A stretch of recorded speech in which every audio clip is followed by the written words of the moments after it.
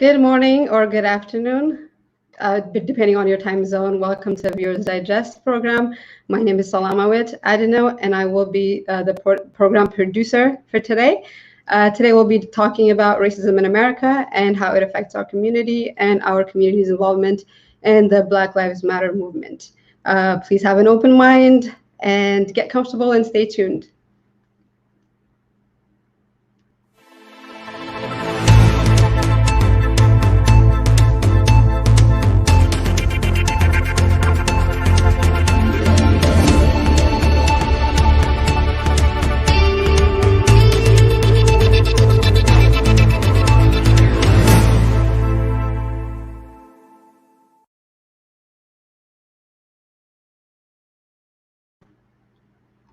Hello again, and for those of you who are joining us, my name is Salam. We'll be talking about on racism in America and how it affects our community and the involvement. Today, our host is going to be Diakon Ephraim Ganta. Hi, Diakon Ephraim. Hi, Salam. How are you? Thank you for having me. Good. I'm doing good. Glory to God. The next host is going to be Hiwat Tadasa. Hi, Hiwat. Welcome. Hi, everyone, and thank you, Salam, for giving us this platform to have this conversation today.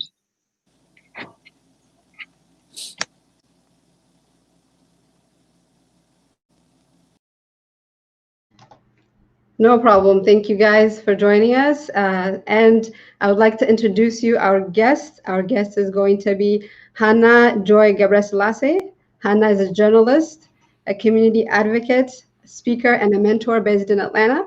And hi, welcome, Hana. Hi, thank you so much for having me today. And thank you all for this platform that you guys organize. Thank you so much for accepting our invitation and willing to have this discussion with us. But before I invite you through the discussion, I would like to invite our viewers to take a look at this video clip.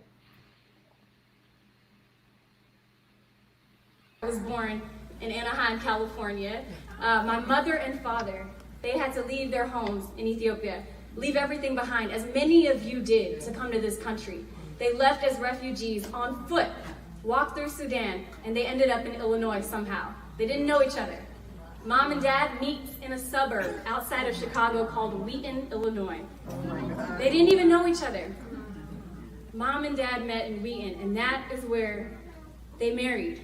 And the reason that story is so important is because 30 years ago, my mom and dad, they weren't worried about what ethnic group you come from, what tribe you come from, what group you come from.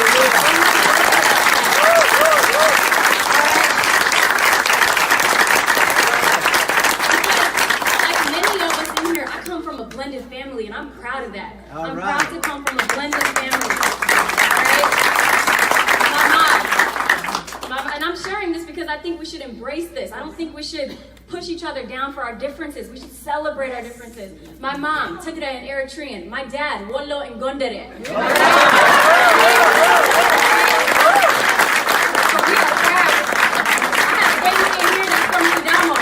Family in here that's from Sidamo. I have cousins that are Christian, Muslim, everything, you name it.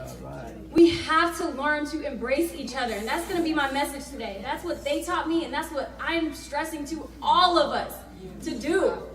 And you may notice that I'm speaking a little passionately because I'm really passionate about this right now. Hello everyone, and welcome to Hana Joy TV. My name is Hana Joy Gebresilassie. Welcome back again. Welcome, Hana, and thank you so much for accepting our invitation to be part of this conversation today. And I'll go ahead and start this conversation with a question for you, and Diakon Ephraim as well. Feel free to add on to this.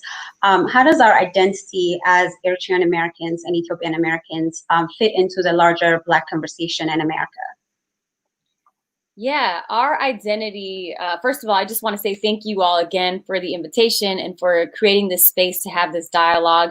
You know, it's a first step of many that we need to take as a community. We need to have these conversations.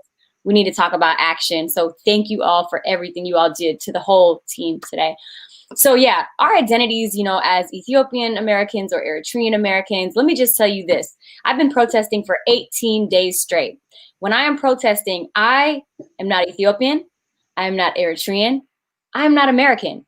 I am a Black woman protesting for our communities, for our people, for people that look like me and you, to be able to exist in a country that oppresses, murders, rapes, and kills Black people at the hands of police brutality and unjust violence. So everyone watching this really needs to understand that we are united, you all. We are united. And it's time that you start thinking like that, because physically we are, but mentally we're not. And so, yeah, I think that I just can't say that enough. You know, we're fighting a fight that is all of our fights. We are all united in our Blackness, in our beautiful Blackness. And we need each of us to understand that this is all of our fights. As an Ethiopian American, as an Eritrean American, as an African American, as a Black woman or a Black man or a Black person, this is all of our fights. I love how you say that we're united in our color, right? We can't really disassociate from it as just trying to be Ethiopian American or Eritrean Americans. And I love that explanation of it. Diakon Ephraim, do you have anything to add to this conversation? It is, first of all, thank you, Hiwat, and that was very powerful, Hana. It's really, really nice being with you today. Thank you for all you do for the youth and for our community.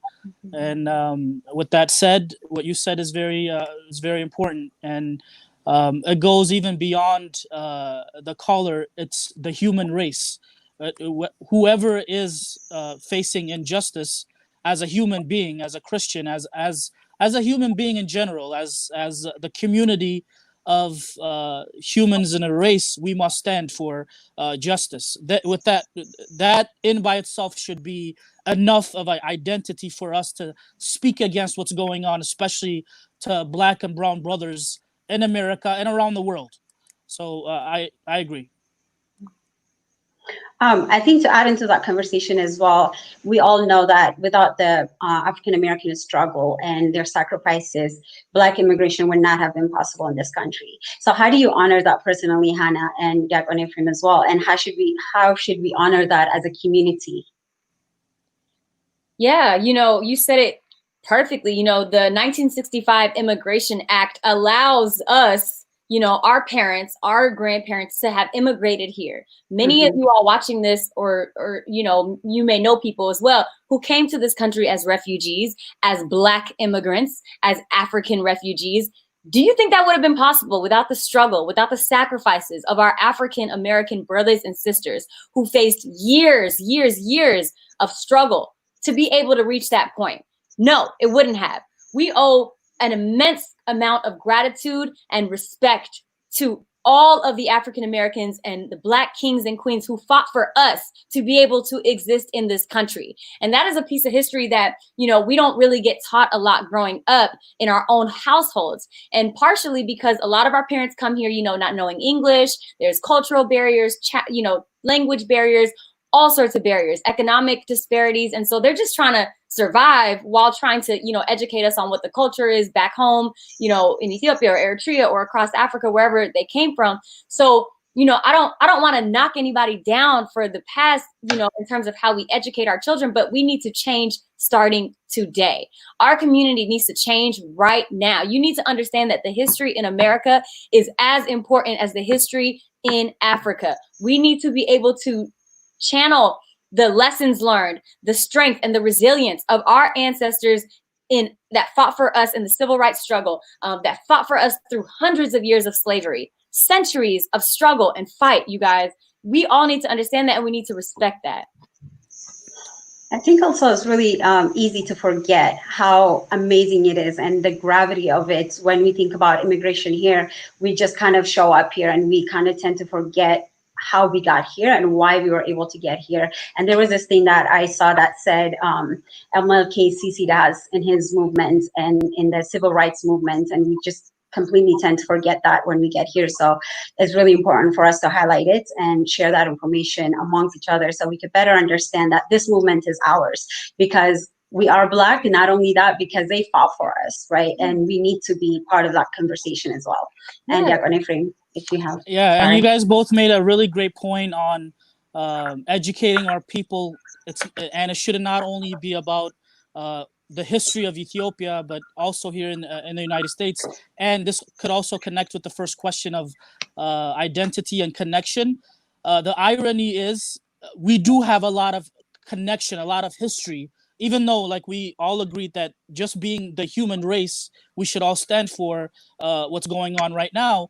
But as Ethiopians also, we are part of the African American struggle, and it began way before even the 1960s when before the civil rights movement began. There is a lot of historical connection spiritual connection between the Ethiopian struggle or the African struggle with what was going on in the United States. We can name, for example, in 1808, which we'll probably do another program in the future here about this Baptist church here. You guys know like how the African American community is big with or historically has a lot of background with the Baptist church. In 1808, this is 60 years before slavery, mind you, where this is the Abyssinian church that is telling the story. In 1808, there were Ethiopian merchants that came to the United States, and they came into the Baptist church to worship, which was a white-held church, and they were told to sit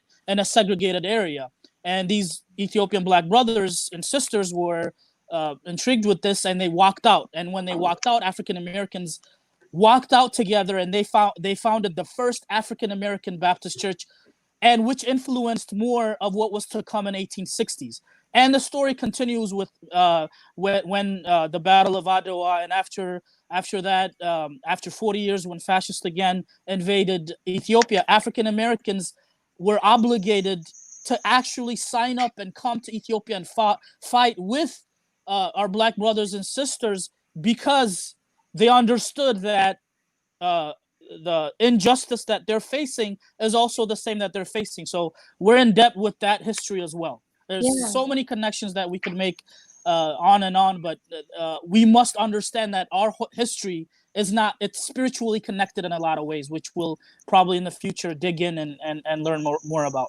I want to make a point on top of that as well before I throw it back to you. But you mentioned, the church, right? I think that's such an important point. We have, I grew up, within the Ethiopian Orthodox Church and also the Eritrean Orthodox churches. And so being able to be a part of that community, I think sometimes we neglect to recognize that those churches would not exist today if it were not for the sacrifices of African Americans and Black people in America fighting so that we could have churches where we as Black men and women can exist in there without getting murdered. There were churches that were bombed, looted, burnt down because white people didn't want to give Black people the right to pray and the right to have a building of their own. So we need to understand that these churches, these are a direct result of the sacrifices of our brothers and sisters in this country. So every time you step into church, you need to be saying thank you for the opportunity to be able to have a church that exists in this nation that looks like the one that you step foot into.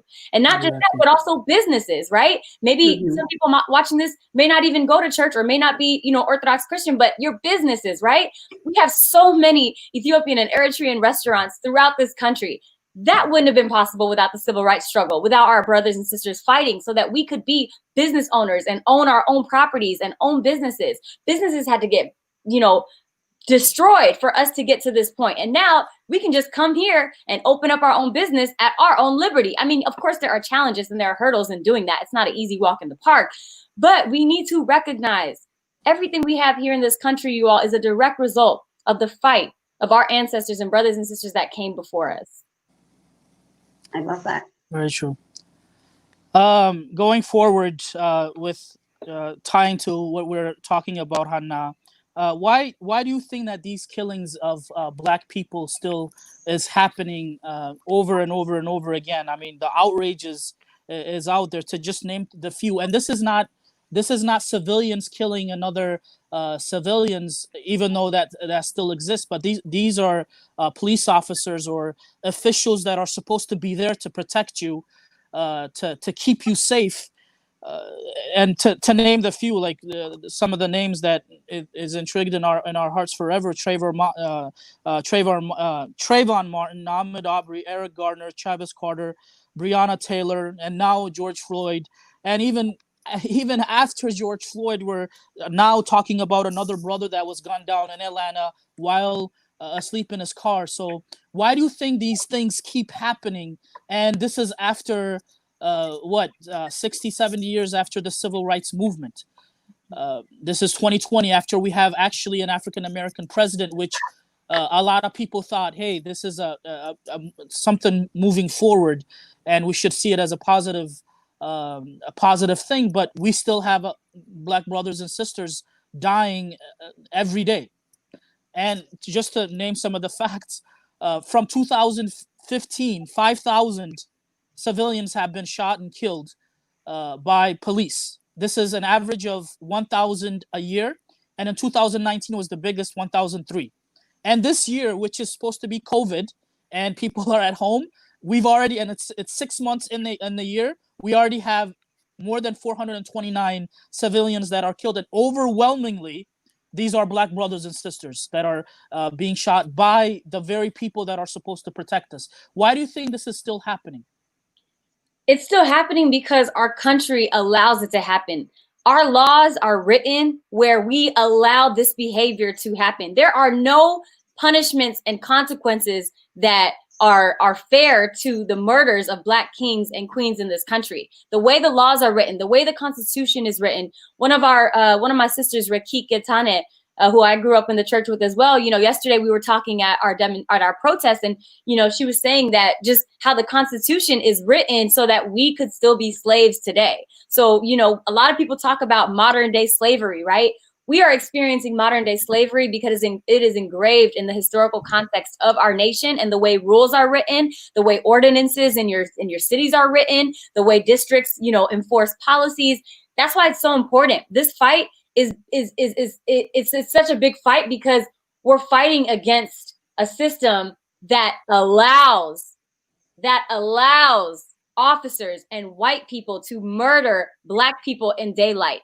We are fighting against a system that allows Black people that allows white people to murder a child for holding a bag of Skittles and get away with it. We are fighting against a system that allows police officers to kill a woman, a Black woman, while she is sleeping in her bed at night and get away with it. We are fighting against a system that allows an officer to put his knee on George Floyd's neck for 8 minutes and 46 seconds.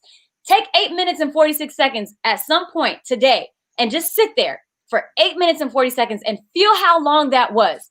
There's no reason why George Floyd should have been murdered the way he was by that officer.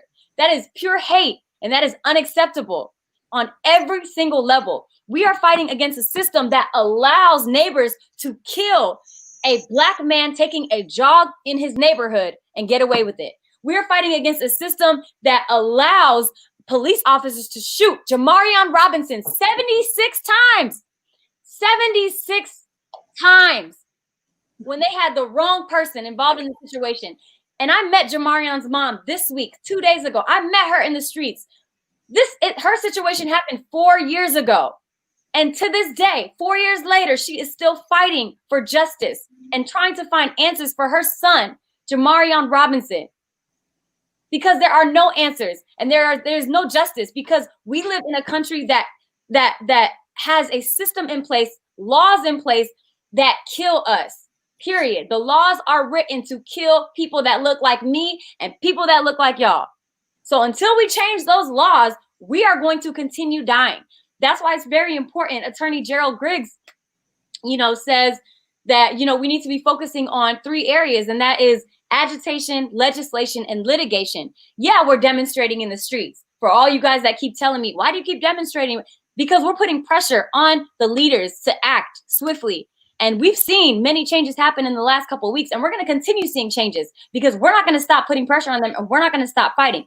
At the same token, we're also putting pressure in legislation areas and litigation. Georgia is one of 4 states in the United States that does not have a hate crimes bill. Why does Georgia not have a hate crimes bill? It already says something if Georgia's a minority, one of 4 states in the entire country. that doesn't have a hate crimes bill. That is unacceptable. So House Bill 426 is currently in the talks, and we're putting pressure on the legislature to pass that in Georgia. We had a demonstration in front of the Georgia State Capitol 2 days ago, and some of the representatives came out and said that they're gonna make sure this passes this time. They've been trying to push it for years. So again, this is a system. We live in a country, and all this is happening, and then we see our brother Rayshard Brooks in Atlanta get murdered for taking a nap at Wendy's. How many of you all have ever taken a nap in your car at a gas station or a grocery store or a fast food restaurant? I've done it many times. I went to college in Atlanta, so I can tell you, I've been out. I've been out and about with friends. If I didn't feel comfortable driving, or if, maybe I had a couple, adult beverages, whatever the case is, I'm gonna take a nap. I don't want to get behind the wheel and drive home, or, I fall asleep. So because you have a black man taking a nap in a Wendy's parking lot, police officers come and murder him. What sense does that make? It makes no sense at all. The only reason why it's allowed is because our country allows it to happen. These cops are getting away with too much. There are no consequences, no punishments that account for the way that they kill Black people, and we cannot sit on the sidelines and take this anymore. Our kids are growing up in this culture. Think about your 2-year-old baby. Think about your 5-year-old little niece or nephew. We cannot allow them to grow up in a system. That's why it's important that we need to work together to change the laws. We need work together to push for reform and advocate for justice on every single level. So that's why it keeps happening, because this country allows it to happen. This country encourages it to happen.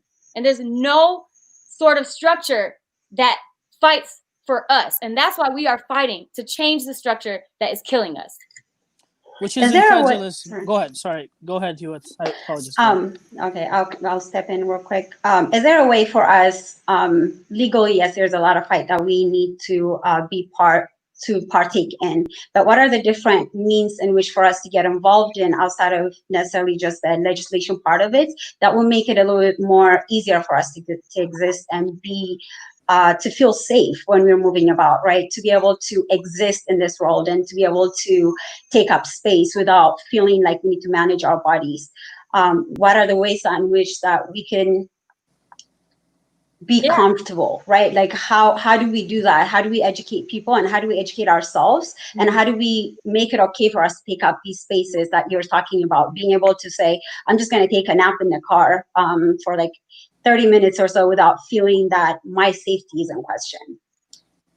Well, it's going to take a lot, that's for sure. And there's a lot of steps that we'll have to fight. And, we always tell this because we're on the streets fighting, every day for the past 18 days. But there are people fighting at home just as hard as we are. I have family members, friends that are fighting at home. They're sending emails to their colleagues. They're fighting for justice within their workspaces. They're fighting for equality and equity within their personal and professional environments. So there's so many different ways we can advocate and fight for justice, right? And so I encourage whoever's watching this to understand that, you can fight your own fight however you can. There's no fight that is better or greater. All of us are working for the same mission. It's just important that we all continue to fight. So some things that we can do as a collective, to really, really, push forward is, we have to continue putting pressure on our elected officials and police chiefs and, bodies of government, because the system, again, is screwed over. The system was not built for us. So we need to reform it in a way where it does protect people like us, Black people in America. And in order to do that, we need to be making sure we are voting and putting the right people in place to lead those conversations and lead those offices, right? So I know there's a lot of hype around voting for the president every year, every 4 years, but we're talking about your local vote. Your local vote counts, y'all. Local elections are incredibly important. And, I'm this past week, me and my mom, we went together to the voting poll and we voted together. And before we went, this was amazing. The night before and the day of, we spent probably an hour going through all the candidates that were running in our district. That is so important. There's so many applications and programs now where you can better learn who is on your ballot.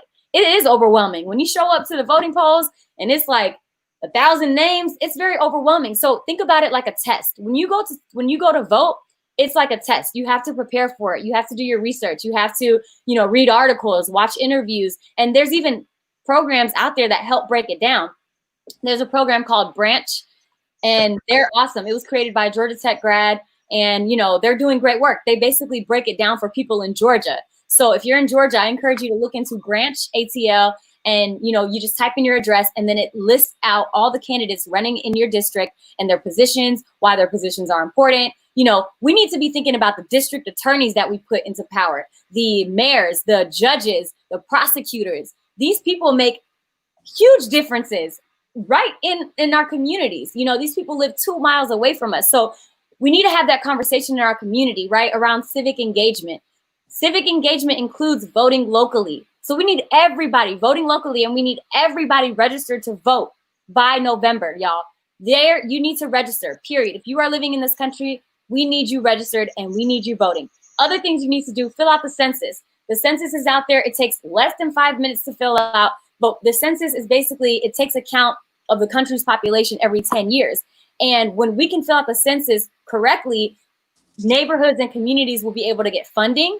They'll be able to get representation that they need. And, you know, this funding goes towards schools, towards programs, towards all sorts of things. So really, really, really take 5 minutes out of your day to fill out the census. You have until October. That's another thing that me and my mother did together. We filled out the census together. So I understand my mom came here as a refugee, as an immigrant, and I was born here. So, you know, there are some advantages that I have, and there are some advantages that she has, and we're able to share them with each other so we can guide each other through some of these steps. So if you're a child of a parent, walk them through that process. They just need a little bit of guidance, but we can walk them through that process, okay? So if you also want to, you know, continue fighting for justice, make sure that you are, you know, if you have the funds, donate to, you know, different funds that are fighting for justice. NAACP, Equal Justice Project, you know, there is Black Lives Matter. These organizations are doing the work.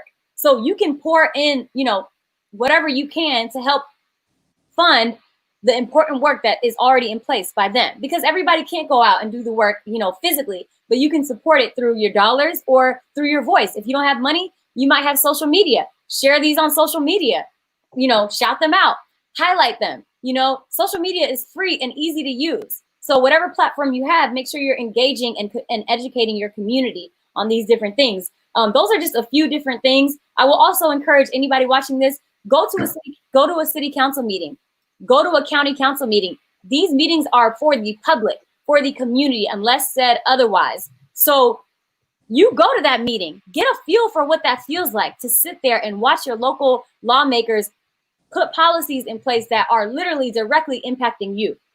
Take an hour, take 2 hours out of your week. I mean, they meet it depends, but they meet all the time. So find out, all you got to do is type in your city or your county and go to county council, city council, look up that meeting, make it a family trip. Take your family or sit in on a Zoom session. A lot of them are happening by Zoom now. Join a Zoom session and just be present. Listen to what's going on. Listen to how it works. We need to better understand our system so we can help change it. So those are a few options. You know, one thing I wanted to mention, I live in Seattle, and there is few initiatives that are in place now that is going to be talked about on Monday by the city council. And one of it is whether or not police officers could cover their numbers. Because what happens in Seattle is they could go ahead and cover their numbers.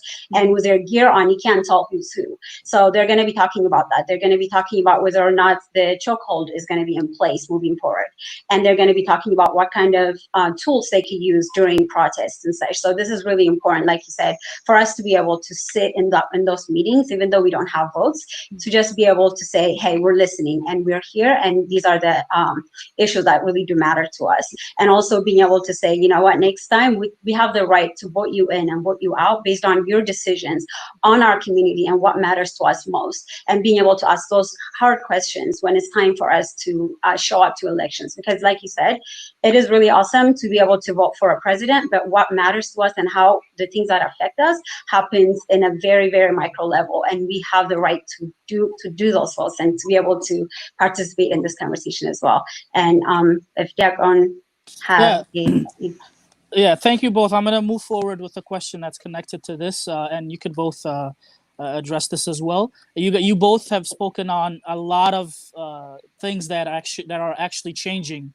rapidly, and we're basically going through history right now, where in the future this will be talked about like the 1960s of the civil rights movement, if we do it right, and if we're be able to win the fight, and God willing, we will. But my question to both of you was, you both could answer. It's going to be two questions together. What do you think changed this time? Because there are some people that think, oh, we've been through this so many times, and they feel like it's gonna come back to another protest and another movement, and then it'll die back, and then we'll go back to the normal life, and then back to the killings again, and we'll come back to it. So this time, though, like you guys have mentioned, some of the great things that have been happening. For example, NASCAR now has officially banned all Confederate flags. This is sad that this is happening in 2020, late, but not late, especially for what's going on. And this is in the midst of what happened to George Floyd in just this month. And NFL also has apologized about that they were wrong about not letting their players not kneel. Even the president that we have right now, who is the least leader in the world or even in history to suggest any kind of change, is now just yesterday have and I'm not saying this is not it's enough, but even a president that's been everything, that's been the epiphany of all that is against civil rights movement, has now signed something that will I believe an executive order to at least ban the chokehold, and he signed it yesterday. So police reform is actually being spoken, even by a party or even by a president that has never had that kind of agenda, and actually once had said that there are fine people on both sides, which he was referring to the KKK, as we know. So what do you think changed this time?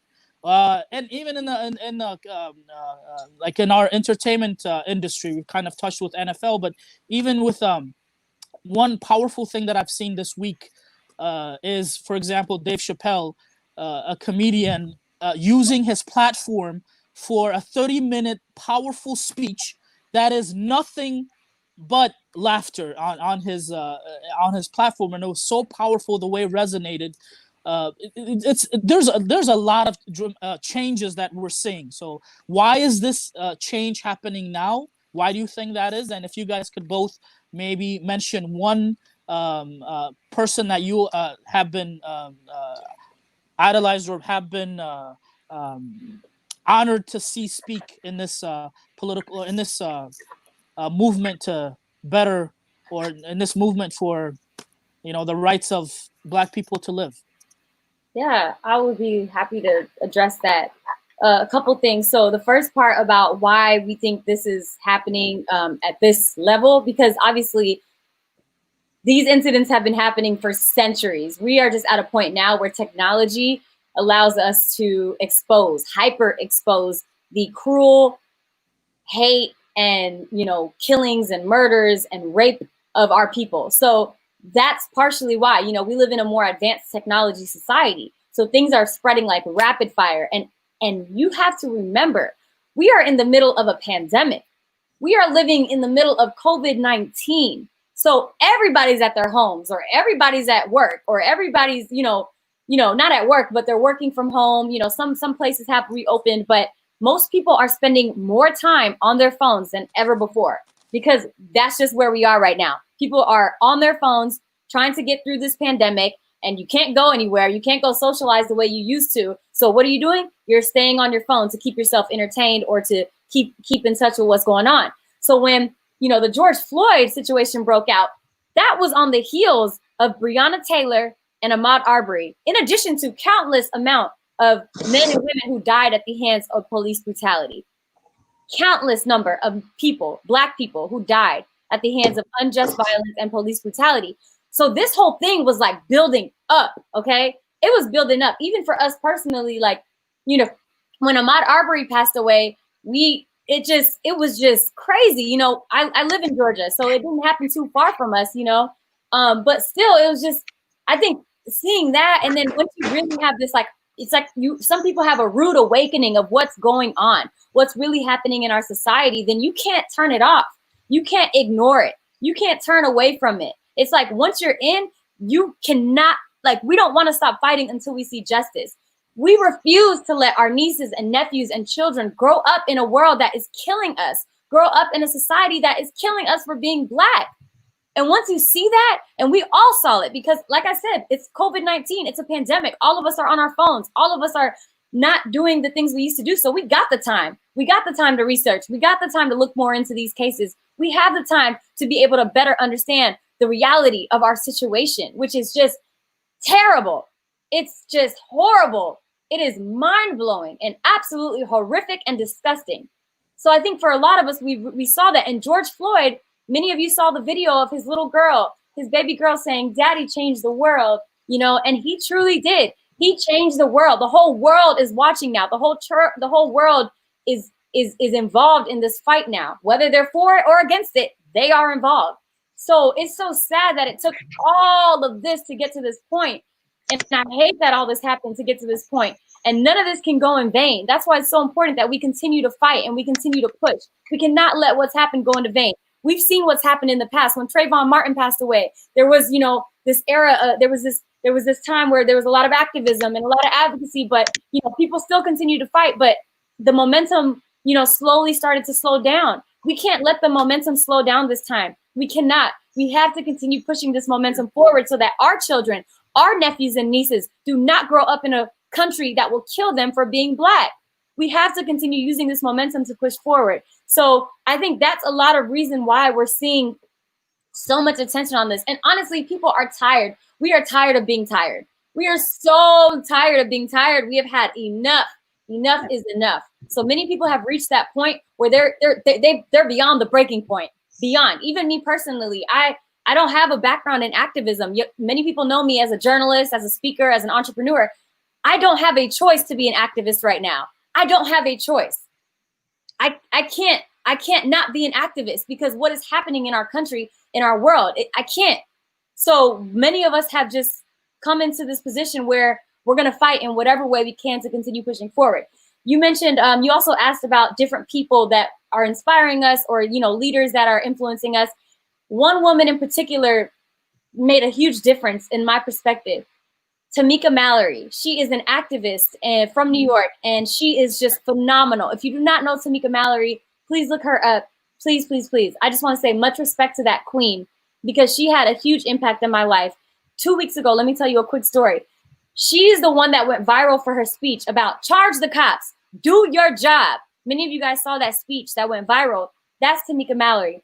And what she does on her Instagram and Facebook, you know, she always provides perspective and education through lives and through, you know, articles and stuff like that. So I just started tuning into her Instagram lives. And in one Instagram live, she was talking about how, you know, a lot of these, you know, everybody was talking about the looting and the burning of the buildings and all this stuff like that. And she was saying, you know, we learned looting from America. America taught us looting. They came and looted from Native Americans. They looted and they taught us to loot. You know, that's what she was saying. And it's true. We learned that from you guys, you know, from America. And, you know, beyond that, she also talks about what we can do as activists, as protesters, as community members and advocates. And one thing she really stressed on was how there's a lot of youth that is very passionate right now. A lot of young people that are out on the streets for the first time. Many people have never protested. Many people have never demonstrated. And so many people are out on the streets for the first time. And she was making a point about sometimes the youth just need a little bit of guidance to channel that energy, to channel that passion, to channel that anger and frustration. So personally, I saw an opportunity where I could come in as, you know, someone I'm about to be 30. So I'm a little older than these 18, 19, 20, 22-year-olds. So I said, you know what can I do? How can I come in and be sort of a leader in the group, in the community to help us channel our anger and frustration into ways that will push us forward? So thanks to Tamika Mallory, that light bulb just sparked off in my head. And since then, you know, 18 days now, I'm thankful that, you know, we're in a position where we can lead our community through a peaceful demonstration and continue to push forward through policy changes, education, and, you know, demanding things like police reform and other sorts of that nature. Yeah, I love talk about your protest. We're going to take a quick break right now, and we'll come back and continue this conversation.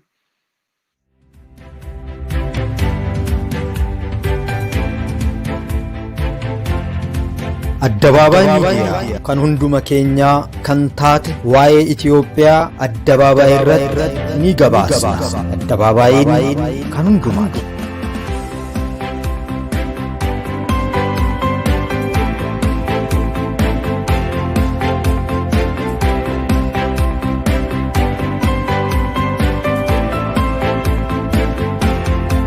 kan hunduma keenyaa kan taate waa'ee Itoophiyaa addabaabaay irratti ni gabaasa. Peejii Feesbuukii Addabaabaay Miidiyaaf chaanaalii yuutuubii keenya irratti nu hordofaa. Addabaabaay Miidiyaa.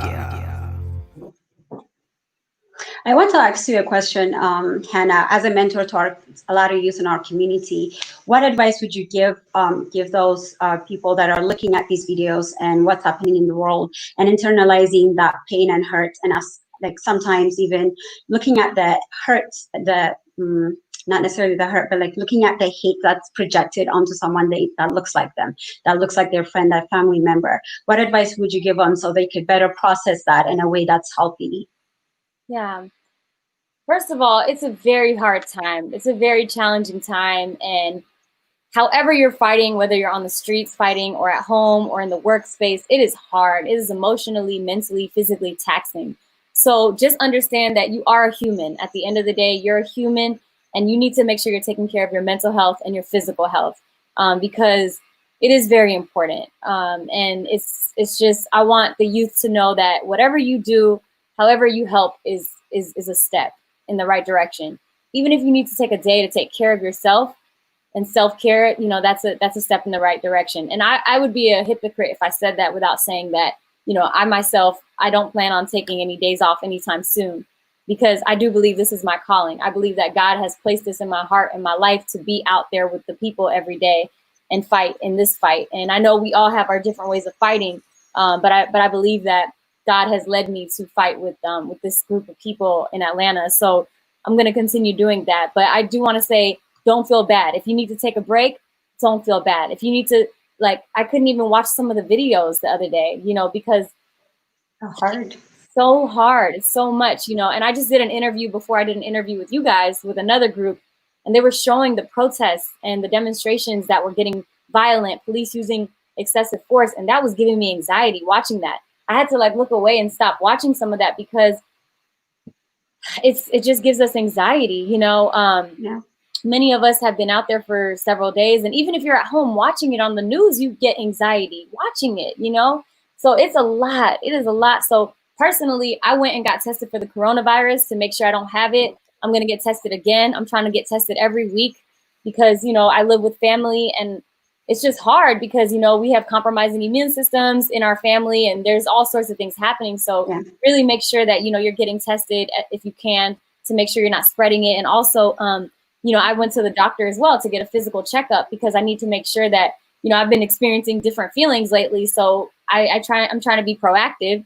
I'm trying to be responsible and do that. So I would encourage anybody watching, if you're going to be out there regularly protesting or fighting, even at home, make sure you are, you know, getting the help you need, whether it's, you know, getting a therapist to talk to, or, you know, venting with a best friend or a family member, or getting checkups, you know, with your physical health, or going to the doctors, or whatever the case is. We just need you to make sure you're taking care of yourself, and know that your contribution is amazing. Whatever way you contribute to this fight, it is more than enough. And just always know that you are loved, and that we're all in this together. We're all going through this together, and you're not alone. And, you know, we're here and we're going to fight. So we're going to fight until we see the justice our people deserve. And I know it's hard to see the light at the end of the tunnel right now because it's so dark. It's so dark, but I truly believe in my heart that there is going to be better days ahead. I don't know when they're going to come, but I do believe that there are going to be better days ahead. So I just encourage you, get the help you need.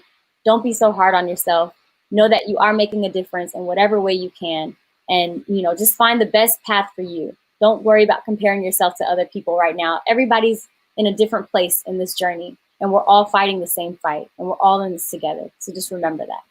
Absolutely, I love that. Yeah, Dagon, what have you been telling your constituents as well, as far as how to process this and how we could get through this as a community? Yeah, I'm into that. I mean, Hana, I want to start with thanking you from from everything you've just said. We've been following what you have been doing for the youth. You've been the voice, especially for what's going on today. One thing I just want to add, just to focus a little bit on the pure soul, or the soul of George Floyd, and how lucky and how God have actually used him. And I'm not saying, of course, it's not only George Floyd. There are thousands of our brothers and sisters that have been taken away tragically this way, lynched in 2020 or in the 21st century. But I believe George Floyd, what I've been telling my youth, that George Floyd has been used as a martyr, or as a message by God, as a strong message by God to the world.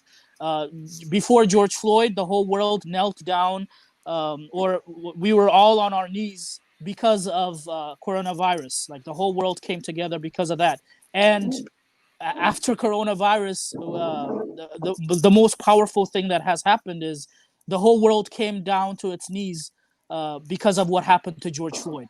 And this conversation, the dramatic changes that we're seeing, is happening because of the sacrifice that this brother and brothers before him, brothers and sisters before him and after, have contributed. So what I've been telling my youth is, and people around me, is we need to be engaged. We need to be educated of what's going on, just like Hana, what you're doing, and we have to actually be a voice. I believe this is maybe my personal opinion, but a lot of times the millennial area and the post-millennial era, we kind of tend to have that. We're not really engaged as much as we should be with our history and with what's going on. So we must step up and do better than what we are. But we also have to know that at the end of the day, since we are on the right track and we are on the right part of history, and what we're demanding is justice. That's it. Just let people live, and no one should be killed because of their color or their skin. That's it. That there's no less or more agenda that we're asking. And this is and this shouldn't even be an agenda in a country that demonstrates and that speaks and tells, that claims that they have given democracy to the world. So we need to be engaged. And again, Hana, I want to take this opportunity. Again, we're not done, of course, but to thank you with what you've been doing. I know it's overwhelming. You talked about health-wise, and you've kind of been mentioning yesterday of how you've also been challenged with physically and mentally with what's going on. So we want you to understand on behalf of Adababa and our community, our church, our people, that we're there with you. And you spoke about that. I don't want to make a mistake. What was her name that you mentioned that was your hero? Yeah, Tamika Mallory. You could be the Tamika Mallory of our community, the queen of our community. And of course, there are brothers and sisters like you that are also out there being the voice of the voiceless. So thank you for what you've been doing. Let's keep having this engagement. With that said, we've mentioned a lot about Black Lives Matter. We do have a lot of prominent organizations out there that are always that have been out there fighting for justice, especially for African Americans, and one of them is the NAACP, legendary. And now we have the Black Lives Matter, and we do have to answer some of the concerns that, especially since the community that is watching us right now mostly are from the Ethiopian Eritrean community. Some of the concerns that are out there, and basically, I believe we all share as well, is that this movement, just like the other times, might be taken or kidnapped by a different agenda. One example I could give is, for example, the looting and burning of buildings. I understand that some of them did happen because of outrage, but there are a lot of stories coming out that it's far right or far leaning to the left political people that have different agendas that are coming and doing those things, and then all of a sudden the conversation is changing from, hey, Black Lives Matter, and instead of being that, we're talking about a different agenda. So how do we address those concerns? And this is not only about the looting and the destructions of buildings, but even if the agenda is a great thing, it's a good thing, let's say, I believe it should stay. Like, Black Lives Matter is a movement that for Black and brown, or even anyone that's facing injustice in this country, that should stop, and especially Black Lives Matter, and that we should be stopped being killed and lynched in broad daylight. How do we address the concerns that maybe this movement is being taken away by different agendas, or kidnapped by a different agenda? Could be a left-leaning or right-leaning, and this agenda could be a good thing. How do we address that, if that makes sense? Yeah, that makes sense. The first thing I like to say is this is not politics, this is humanity. So regardless of where you stand in your political space, this truly is humanity. We are fighting for the right of Black people to breathe and eat and sleep and live in America. So it's important that we understand that this is not politics. I mean, the changes that we need are going to come from politics, but the issue at the core, this is humanity. So I need people to understand that. And as far as the different agendas and all that kind of stuff, I got interviewed recently by a station in Atlanta, and I got interviewed like 3 times that day. And in all the interviews, they had kept asking me about the looting and the breaking in and the burning of the buildings and all this kind of stuff. And I asked them right back. I said, you guys keep asking us about the looting, but those people that keep asking about the looting and the damaging of property and all that, why aren't you asking about the killing of human beings, the murdering of Black people in America? Why is it that the first time some of you guys are coming out and speaking out about this is when it has to do with they are burning down property, they are burning down these buildings, they are looting these businesses? How dare them? That right there is unacceptable, because the first time you're talking about this should not be the fact that you're complaining about the looting, about the businesses getting looted. You should be complaining about the lives that are getting lost, about the brothers and sisters that are getting murdered in broad daylight every day in America. So that conversation needs to rephrase itself in terms of how we look at it from the first place. Another point is that, you are going to have external forces in this fight. Come on now, it's so many of us. You can't expect all of us to be on the same page. So that's why it's very important that you stay your course, you stay your lane, you follow people who you trust, who can lead you. It's very, very important right now. There's so much information getting shared and so many messages getting shared. So you need to be careful. Who are you listening to every day? What leader are you hearing from every day? Because if that leader is feeding you stuff that is like not right, that is just, messy, then you're going to fall into that, And I get people, Ethiopians, Eritreans, white folks, people that message me saying, stop saying Black Lives Matter. You need to say all lives matter. Stop saying Black Lives Matter. No, you need to sit down and stay away, because Black lives can't matter all lives can't matter until Black lives matter. Let me say that one more time. All lives cannot matter until Black lives matter. I know Black lives matter. Some of you know Black lives matter. Some of us know Black lives matter. But guess what? Society does not treat us like Black lives matter. So until society changes and shifts to where our lives matter, Black lives matter, we cannot say all lives matter, because we would be lying. And I don't believe in lying, okay? The church, the Bible tells us not to lie. So don't be saying all lives matter when you're lying, because until Black lives matter, all lives will never matter. So that's what I have to say about that. Thank you so much, Hana. It's a very emotional, very hard and hot topic to talk about, because we as Black Americans, we go through this on a daily basis. So I get your emotion, and I'm like following the comments that people are putting on Facebook and on Telegram. on YouTube.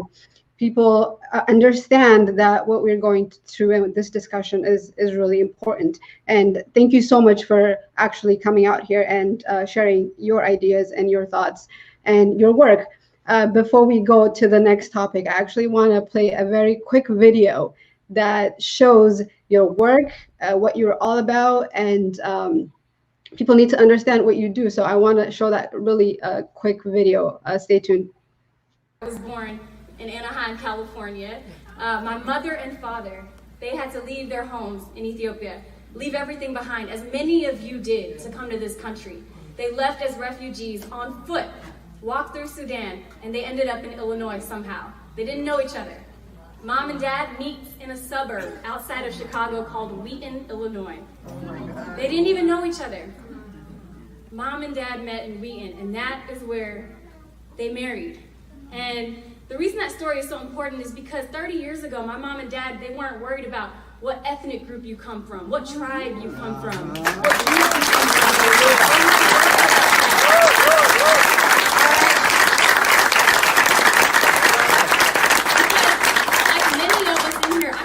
Blended family, and I'm proud of that. I'm proud to come from a blended family. All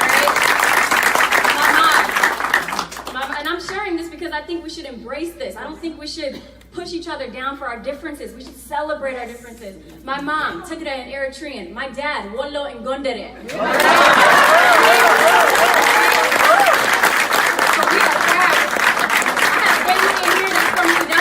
I have family in here that's from Sidamo. I have cousins that are Christian, Muslim, everything, you name it. We have to learn to embrace each other, and that's going to be my message today. That's what they taught me, and that's what I'm stressing to all of us to do. And you may notice that I'm speaking a little passionately because I'm really passionate about this right now. Hello everyone and welcome to Hana Joy TV. My name is Hana Joy Gebresilassie and I started this media platform to share uplifting content and promote positivity across the globe. I'll be sharing everything from inspirational stories to educational stories and cultural stories while shedding light on important issues. You may be wondering what these hearts are all about. Well, the green, yellow, red, and blue hearts are inspired by the Ethiopian and Eritrean flags and their peace efforts in 2018. I'm a proud first-generation Ethiopian Eritrean American on a mission to spread love and joy and positivity across the globe. 10% of all profits will go towards supporting the youth, as I'm a big believer in giving back to our communities. I hope you'll join the movement and join me in promoting positivity across the globe. Make sure to subscribe, share with your friends, and stay tuned for uplifting content and lots of interviews ahead with people from all around the world that are going to be sharing their journeys with me and with you. Thank you so much for stopping by, and I'm so excited for this next chapter. I hope you are too. Ciao. Some of us have been out here for 12 days. Raise your hand if you've been out here for 12 days. Hey. And it's going to take every single one of us. We've seen what happened at the polls today. Some of us got these voting stickers, but guess what? It's flawed. There's so many holes in this system. And we tired of it. We tired of it. We're fighting too many fights right now. And we need you. We need you. We need you. We need you. We need you. We need everybody in this circle. That's right. Not to stop, y'all. We've been here for what? This is our 11th day. I know some people have been out here 12 days. Right. We were surrounded by National Guard, police officers. There were little kids out here. People, police harassing officers, and some of you all went to jail for a curfew. That is just not even appropriate. How you gonna put a curfew on peaceful protesters? So if you didn't vote today, we're not going, we know things happen, but we want you to vote in November, all right? We need everybody voting in November, all right? Every single person, we need y'all voting in November. Welcome back, everyone. We're going to continue to have our conversation about racism in America and how our community, the Habesha community, can get involved in the Black Lives Matter movement and any movement that to really enhance our experience as Black Americans living in America, right? So I want to go ahead and ask you about your protest, how it's been going so far, because I've been following you, and I think all of us have been following you and really being inspired, watching your conversation, community conversations that you're having with on your platform, different interviews that you've been hosting. So how's that going, and what keeps you inspired to keep going outside, knowing that what's happening with the protests and how it's getting sometimes violent, and also with coronavirus being out, like what keeps you going and why is this so important for you? I know you touched on it a little bit, but to just kind of clarify on how that fits into your identity and our identity as Black people. Also, moving forward, how do we make sure that this is not a conversation that we continue to have year after year, because we are exhausted, we are tired, and every time we see these videos, we're just like, why, right? Like, why is this happening again? And it just feels like we're just going against the grain. So how do we make sure that there's some things that we could consistently do for the next 5 years, for example, to be able to stay engaged in this conversation so that we don't slip up and forget and then only remember when there's another Black body on the street that we're watching? Yeah, I'm just taking a couple notes here to organize my thoughts.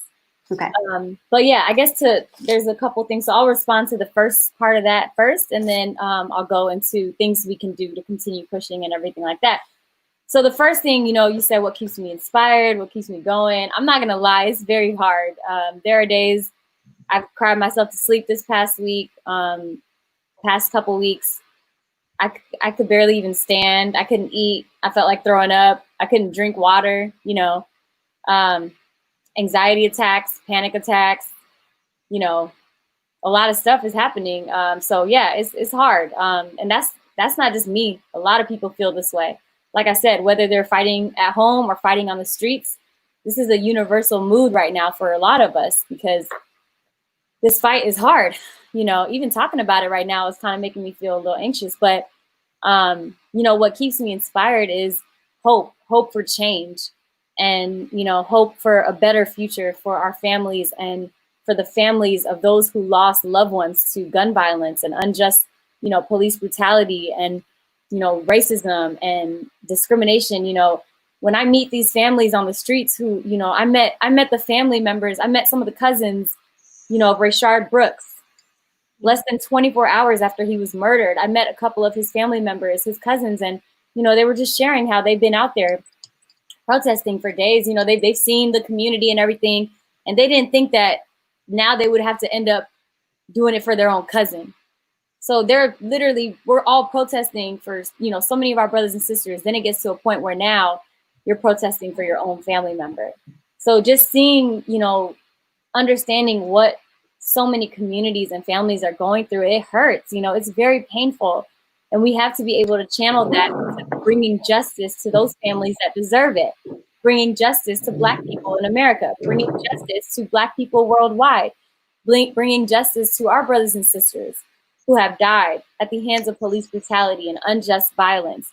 We've had enough. Enough is enough, and we will keep saying that. So yeah, what keeps me going is seeing how we can make a change in so many different ways. There are so many ways we can all make a change.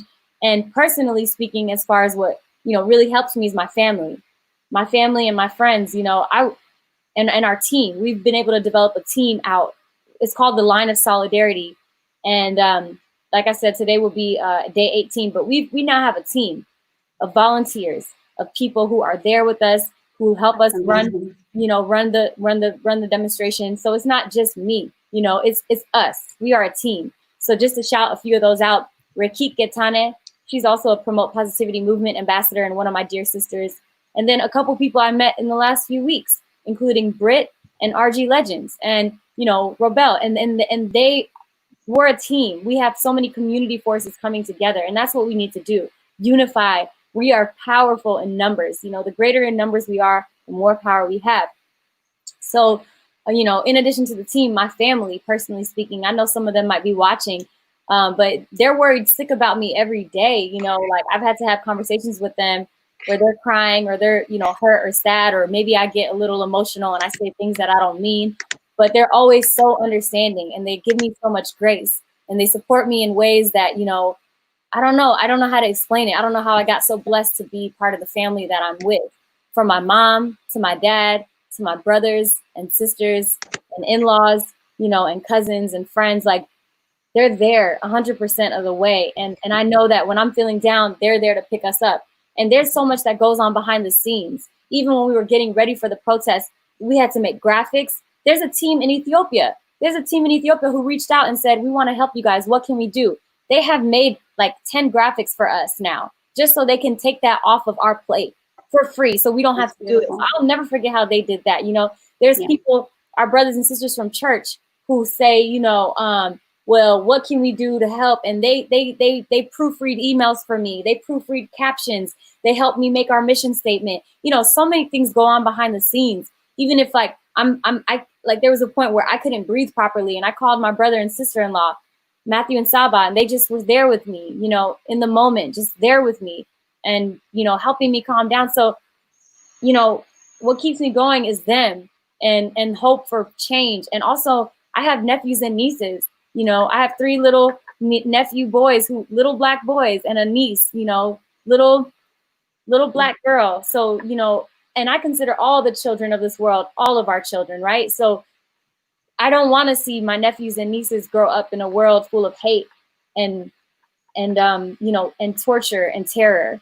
I want to see them grow up in a future where they can exist for being black, for being kings and queens, for being who they are. So, you know, hope for change really keeps me going, and I won't stop anytime soon. And we're going to keep pushing, and we're going to keep fighting. And we're very thankful to everybody who's watching this, who's supported us. Some of you guys have donated, you know, and that goes so far. We appreciate each of you. We've been able to use it to do so many things with this initiative. We've even helped support people who don't have homes. So we appreciate you guys and everything that you have did to really support us from your homes, you know. And I guess that's a great way to segue into like, what do we do next? So yeah, there's so many different ways we can fight. And you guys know how we're doing it through protesting and advocating and, you know, calling for changes within, you know, legislation and litigation and all that. But I want to share this case. This is from one of my sisters, and she shared some of the changes that were happening in her job. She's an attorney at a $1 billion tech corporation. And, you know, they're having conversations internally within these companies, within these organizations. So now is the time for you to, you know, go in and have these conversations with your work environments, your bosses, your managers. But just really quickly, let me read to you what she experienced in the last 2 weeks because of all the protesting, all the demonstrating. This is what happened. She goes, in case you were wondering what changes the Black Lives Matter protest could effectuate, here are a few immediate efforts announced by the $1 billion tech corporation I work for that were never in place before. Number 1, plans to hire a full-time diversity and inclusion leader to own Corp's initiatives and keep the Corp accountable. Number 2, adding seats at the table for diverse members of the Corp's board of directors. Number 3, compensation-based measurable goals and objectives around improving diversity within management ranks as well as in the overall organization. And number 4, lastly, 15 $10,000 scholarships for college a year, accompanied with summer internships for diverse students interested in engineering, cybersecurity, development operations, sales, or tech in general. Keep pushing, everyone. It is not in vain. That is amazing. Yeah, that is just wanted to share that. Yeah. There's so Thank many you so things much for happening. sharing that. Yeah, of course. There's so many things happening, and we're getting several messages like this about how change is really happening. So, you know, we are seeing some change. Atlanta police chief resigned this week. About a reported 19 officers resigned, stepped down. It is time for a revolution. It is time for change across the board. Everything is so connected.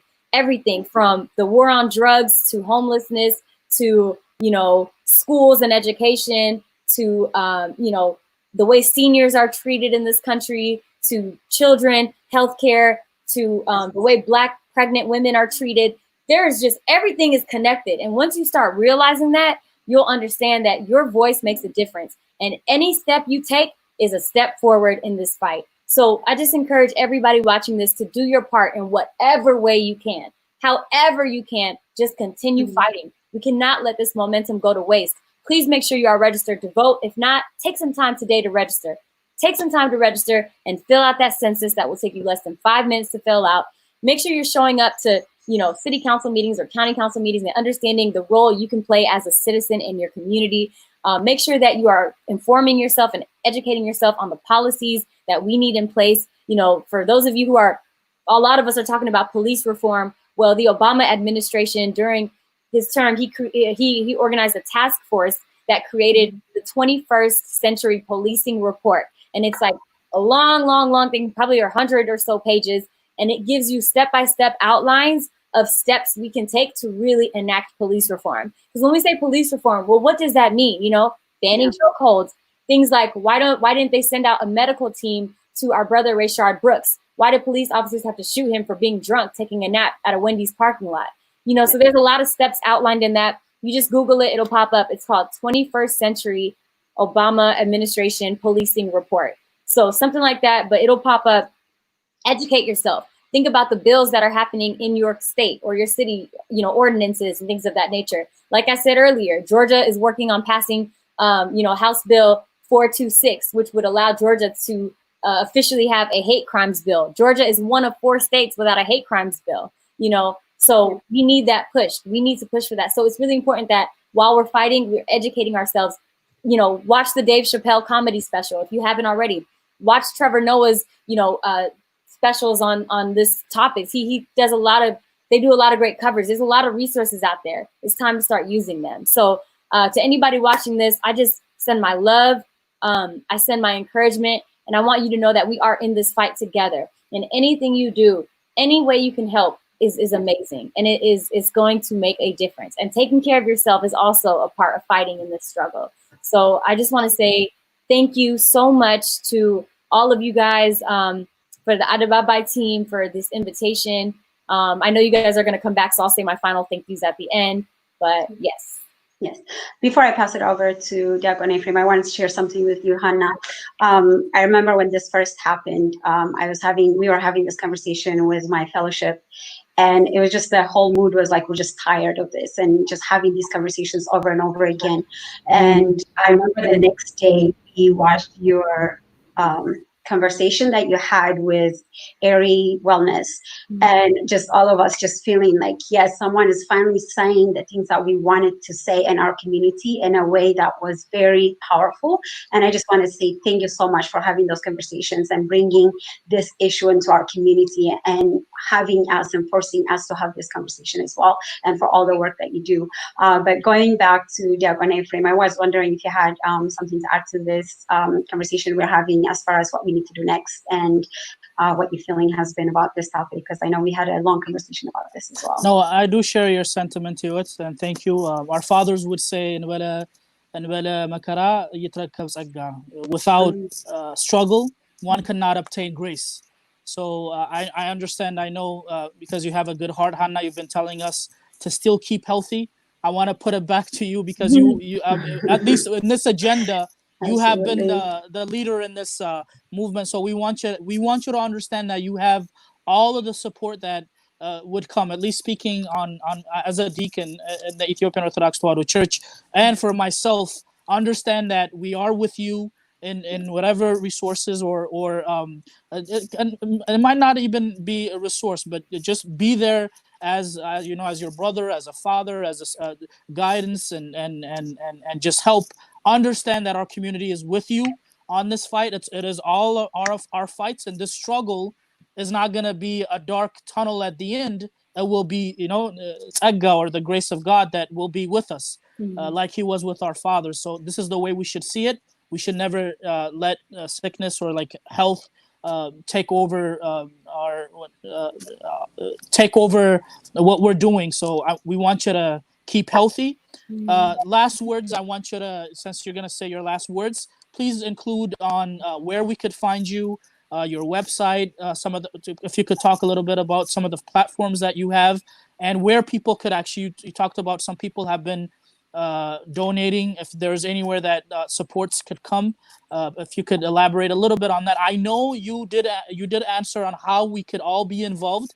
If maybe we could narrow it down as Ethiopians living in America, how can we use our own voices? And one of the platforms, again, are churches, and also any mosques or churches. As Ethiopians, how could we use our community to be part of this movement? Because sometimes due to most of us, or like our people being new to the new immigrants, they might think that some of the movements are bigger than them. They don't know where to go.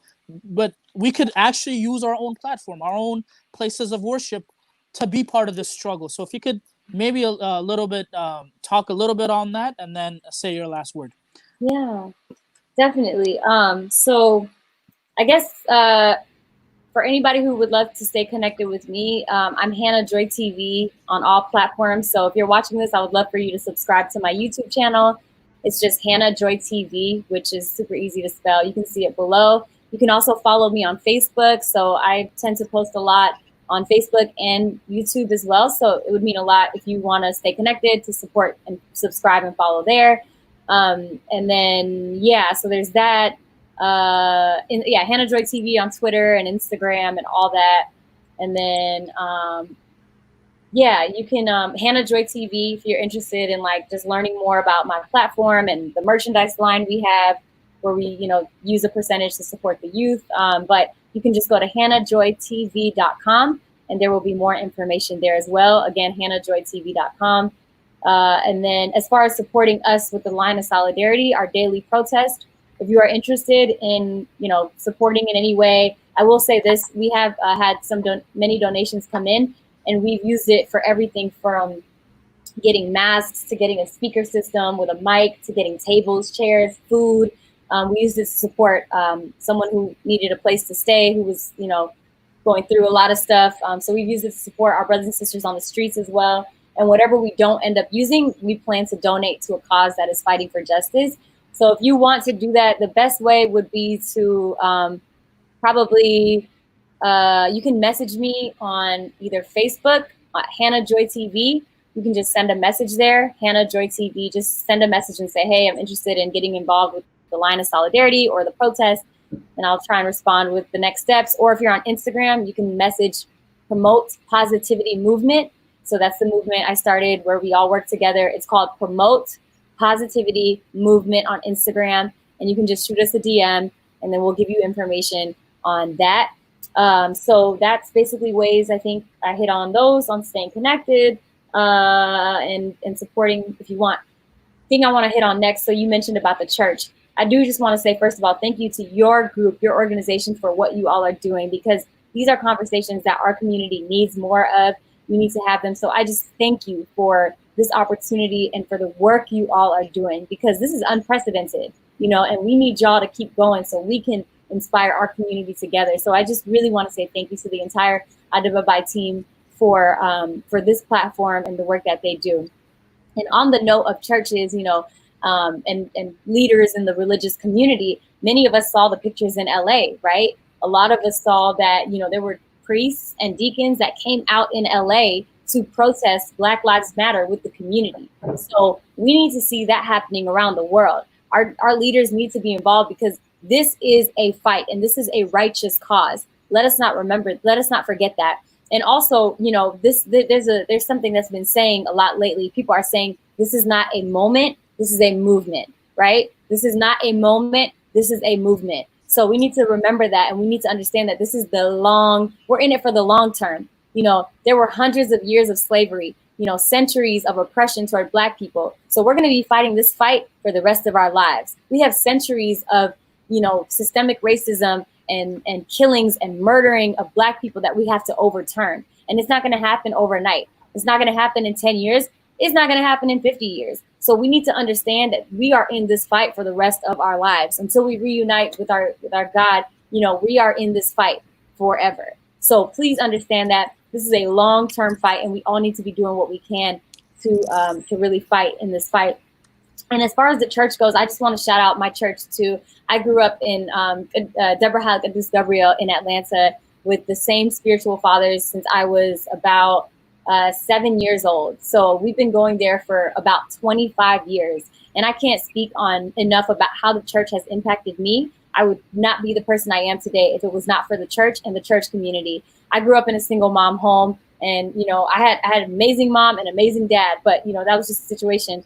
It was a single mom home. So, a lot of times people would come pick us up from home to take us to church. They would, make sure we had food. If my mom was working 3 jobs, the church community has been there since day one. And I just ask that we continue to be there for each other and our sisters and brothers who are not from Ethiopia or Eritrea, because the way we define sisters and brothers is all of our people in this world. So we need to step up, and we need to be there for one another, and we need to fight together, because this is all of our fights. So please, please, please remember that and understand that. And I want to say thank you, special thank you to Abuna Salama Abatachin, who's my spiritual father. He has given me blessings to be out there protesting every day. He's prayed for me to be safe every day. And, you know, he's a leader, and he's one of the reasons why I am the woman I am today. So, you know, Gabriel and also Mariam, you know, our churches, we have, you know, a couple Mariams as well, Mariam and then Sion Mariam. There's like 3 churches we're a part of here, and all the churches, we're all family, we're all connected, you know, even churches that are not Orthodox or mosques or, you know, temples, or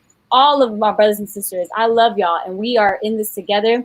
And let's remember that we're going to fight and fight and fight and fight and fight and fight until we can't no more. And I just want to share one verse that a friend of mine shared, because, you know, there was a day where we were protesting, and we were trying to prevent a situation from escalating with the National Guard. And, you know, National Guard had weapons and shields, and it was a very passionate group of young protesters. So we were trying to prevent them. And while we were doing that, somebody threw like a big rock, and the rock like barely like just, you know, came past my head. And thank God I had glasses, and it didn't hit me. It just went, and I picked the rock up, and I still have the rock with me. And I'm going to carry that rock with me every time I go to protest, because, you know, my friend shared this verse with me, and I thought it was very powerful. But Isaiah 54:17 says, "No weapon formed against me shall prosper." So as we all continue this fight, remember that this is a righteous cause, and no weapon formed against us shall prosper. Thank you. Thank you so much. Thank you so much, Hana. You should see all the love and support pouring through the comments. You have no idea. Thank you so much for sharing your experience, and you've been a light to the community, and where the youth can look up to. So we really do appreciate you coming here and having this conversation. But before we go, I'm sure not a lot of people know you as an anchor, Anna, and we also want to show that side of you. You are, yes, a community advocate, and you fight for human right, not a color right, but a human right. And I want to show that. Plus, before we do our closing statement, well, I don't want to say I grew up here, because I was in my teens when I came here, but Ephraim and Hewitt literally grew up here. And I want to also bring in their comments and have them share their ideas why this is really important for them. Yes, their parents are immigrants, but they're born and raised here, and the kids that they're going to have are going to be raised here. So I also want to hear their thoughts, why this is really important, and you will close the statement. But before that, we'll play that video of your Ethiopians around the globe are celebrating a new year, also known as Unkatatash. Several celebrating right here in Illinois, including first-generation Ethiopian Americans who say holding on to their culture is a must. September 11th marks a new Ethiopian year. Happy Ethiopian New Year! During the 70s through the 90s, a huge wave of Ethiopian refugees came to the United States, fighting to give future generations a better life. My parents were a part of that group, and it's one reason why Ethiopian culture is so important. Happy Ethiopian New Year, Malkam Addis Amet. I'm Hana Gebresilassie for News 3. Millions of Orthodox Christians participated in Easter services in countries like Ethiopia, Eritrea, Serbia, Greece, and right here in the United States. Hundreds of Ethiopians gathered at churches in Chicago to observe the holiday. Let's take a look at some of those celebrations. Orthodox Christians across the globe celebrated Easter dressing up in respective cultural dresses like this one from Gondar, Ethiopia. Some women even get their hair done with braids like this called shuruba, commonly worn in parts of northern Ethiopia as well as Eritrea. So to anyone and everyone celebrating, Happy Easter or Malkam Fasika. Reporting in the newsroom, Hana Gebresilassie, News 3. While some of us celebrated Christmas on December 25th, many across the globe are celebrating it today, including my family. It's the reason I'm wearing this cultural dress from Ethiopia, also known as a Habesha kameez. January 7th marks Orthodox Christmas, and you've got people from Africa to Europe and all across the world celebrating. That's based on using a different calendar than the one more commonly accepted in the United States and other parts of the world. Celebrations tend to begin at midnight on Christmas Eve. You can see some of the celebrations here happening last night at Debrahal St. Gabriel Ethiopian Orthodox Tewahedo Church. Other celebrations are set to take place this morning. One of the traditions is fasting for the days leading up to Christmas Eve, focusing on prayer and love for others. So to anyone celebrating today, Merry Christmas and Happy Holidays, or as we say in Amharic, which is an Ethiopian language, Malkam Ganna. Now I've got to be formal here and say Malkam Gana to you. Merry Christmas. I learned that all by myself.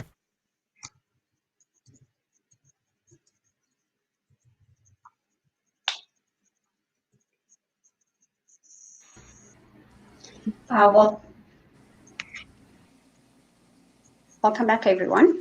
To what Salam said, just to add to it, I actually did grow up in Ethiopia but I did live most of my life here. And I think I have this moment where I really realized what it means to be Black and the fact that I was Black, because growing up in a country where the skin of my color was not criminalized. It's different to finally realize, like, oh, I am Black, and oh, this does affect me, even if it's not something that I readily used to identify with as I was growing up.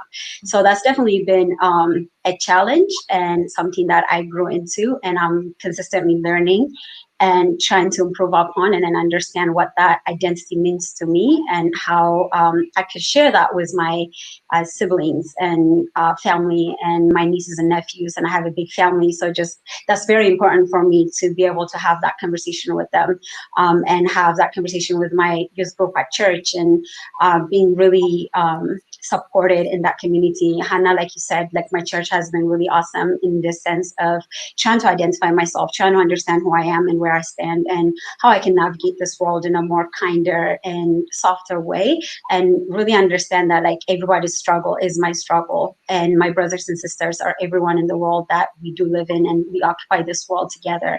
So as long as that we are supporting each other, as long as when you're down, I pick you up, and when I'm down, you pick me up, we could create a better world, and we could create a beautiful world that we could all exist in, not just for our nieces and nephews in our Black community, but for everyone around us. And being able to say, like, what's happening in Syria does affect me, what's happening in China does affect me, and having that bigger worldview has been very instrumental in my growth as a person of color in this country and as just a human being in general. And I'll let Dagon Ephraim after that. Thank you. God has someone who with me. You hear the words of life. You said it beautifully. I want to say something about that video that we just played. I just want to say I don't remember what year it came out, but I remember me watching it millions of times on the same day, and almost every platform Ethiopians shared it so many times. I don't know if it was. I know you did both for Christmas and for Easter and Easter Orthodox Easter, and it meant a lot to me, especially. That's the first time I've ever seen you on TV and seen your work. It meant personal. It was personal for me because I came here. I started school in 4th grade, and every year, you know, both Christmas is always in the January 7, different than where everyone else celebrates, and then Easter is also every 4 years. It matches, but we have to wait 4 years to actually have Easter. So I always had to, unfortunately, write to my school like other brothers and sisters have done for me to have a break on that day. And there's times that teachers might not understand. So I've always felt that some calendars do put it out there, you know, it's Orthodox Christmas or Orthodox Easter, but I've always had this, that's where the struggle for me started, where I'm not feeling part of the American, movement or dream. So with you doing that, it was really powerful. I hope you're not going to see it like it was just a one program, one segment thing. It meant a lot to a lot of youth. And I'm speaking for myself, Exhibit A. With that said, if coming back to me, the things that I feel passionately about and would love to see a change in, which I am happy that both Hewett, Salam, and Hana, you guys are doing, and we have started to doing together, is being the voice, especially here for the Ethiopian, Eritrean, or East African youth here in the United States, and it is much needed. One thing that really aches me and really now we are on the right track, and I still have hope. But as speaking as an Ethiopian Orthodox fellow and servant, we are not there yet. We should have been actually the leading force in this matter. Like what we've been talking about, Black Lives Matter. We've been talking about justice. As an Ethiopian Orthodox Church with rich history, a wealthy history of more than 2,000 years, imagine if we were as strong as a community, and we could have been the leading force. And I believe we should be. And I believe also that the conversation has started. There is always a place to start a race. So thank you, Hana, for doing what you're doing. Understand that we are there together, and this is also our passion. And also Hewett and Salam, it's been a great time today. That's my last word. Thank you. Thank you, Hewett. Do you, sorry, Hana, do you want to add to that? Have your last word too? Yeah, I just want to say thank you guys again for this. It really did help lift my spirit as well. So I appreciate you all with this energy, and to everybody watching too. I do want to say thank you. I know that there are a lot of loyal fans and friends of mine that are tuning in right now, and you guys have been there. Those videos went viral like maybe 2.5 years ago, and just you guys have been there, and you guys have supported, even before the videos went viral. Like I said, the Atlanta community has always been there supporting, and I just thank you. I thank you for your love, for your encouragement, for your light. I know I don't always get to respond to every comment, but I see most of them, and I feel your love and I feel your energy, and I just encourage you to pour that same energy into all the kids in the community. Just because my videos went viral doesn't mean I'm any better than my friend who works at a grocery store as a cashier, or my friend who, delivers mail, or my friend who is a teacher, or my friend who, cleans up and is a janitor, right? All of us are important in every single way. And we are all a part of the society, and we should be treated equally and respected equally. So I just want to encourage you, the same love and support that you gave to me, give that same love and support with some unconditional love and a little bit of more grace, because some of y'all out there need to tone it down a little bit with the criticism, because I've got it too. While I've gotten praised, I've also got death threats from some of you Habeshas out there, and Ethiopians and Eritreans, but we're not going to talk about that right now, because that's a whole nother conversation. But I just want to say, for the majority of you all who have been overwhelmingly loving and caring and kind, I love you. I love you, and I'm sending you my encouragement, my heart, my love. And I just want you to know that you guys here at the Babai team, thank you for organizing this. Thank you for creating this space for us to connect. It gave me some fuel today that I desperately needed. So I appreciate you all, the three of you all, and Gizu, who's at work, I believe, and Kesis, and everybody who's been a part of this. I just want to say thank you again to all of you for this opportunity, and I just thank you and appreciate you. Wow, thank you so much. What an energy, what a love that you just showered up on us. And our viewers, we do hope that you enjoyed this discussion, not just enjoyed, but also took something away from it. You're raising your kids in America and in the society of Black America. So make sure you're educating your children, you're protecting your children, and being involved. Like Hana said, voting, know who you're voting for. Be involved in the community as long as you're living in America. Thank you so much for tuning in. We will be back with another agenda, another discussion, and we'll see you soon. Thank you again, and thank you our hosts and our guests. Thank you, everybody. Thank you.